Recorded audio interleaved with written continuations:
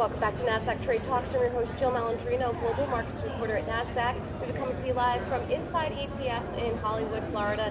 Joining me for this segment, we have Kristen Mirswa. She is the Managing Director of ETP Strategy and Business Development over at FTSE Russell, and we're going to focus on everyone's favorite subject at Inside ETFs, ESG. Investing. Kristen, thank you so much for joining us, and it goes without saying the growing interest in ESG investing using indexes and so forth is a big topic here. It is. First of all, thanks for having me here today. We get asked all the time about ESG and what's going on with it. Is it a trend? Is it not a trend? Is everyone just talking about it?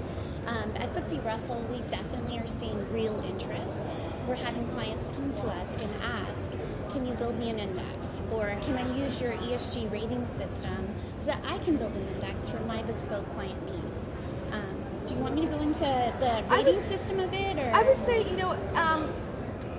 you're seeing with institutional and retail investors just how much the growth is there, and I agree with you. It definitely is not a fad. It is a trend that's here to stay. Yeah. But you're also seeing participation by formerly active shops in the ETF space, your traditional asset managers like Oppenheimer, JP Morgan, and so forth.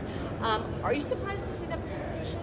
No, not at all. I think it's because the demand is there. So of course the active managers are going to step up whenever there's demand.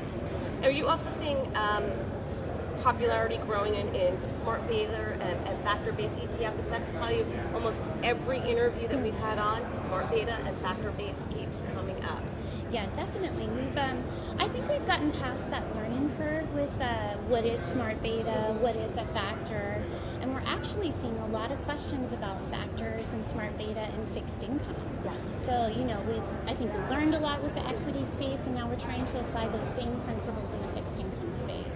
All right, and for your 2019 outlook and beyond, do you think that we're going to get the same growth that we've seen even in the past 25 years in this industry? I don't think anyone expected the trajectory that we saw with ETFs. Yeah, and I actually think an interesting way to think about it is it's not a limited pie. The pie keeps growing. And something that we just launched this year with a partner was a 150-50 suite of indexes. And that's a very traditional hedge fund methodology. But we're seeing that come to the ETF wrapper. And that's just one example of other strategies that are out there that we can also bring to the ETF wrapper, and thus the pie keeps growing. Yeah, I've learned, I think that there's millions of indexes that are available. You wouldn't...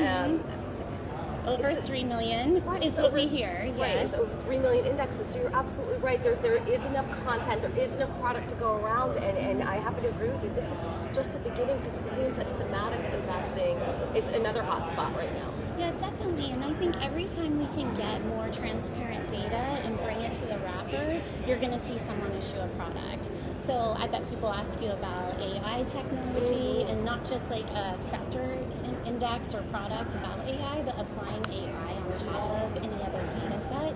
So you're learning and picking and selecting securities in a more thoughtful way.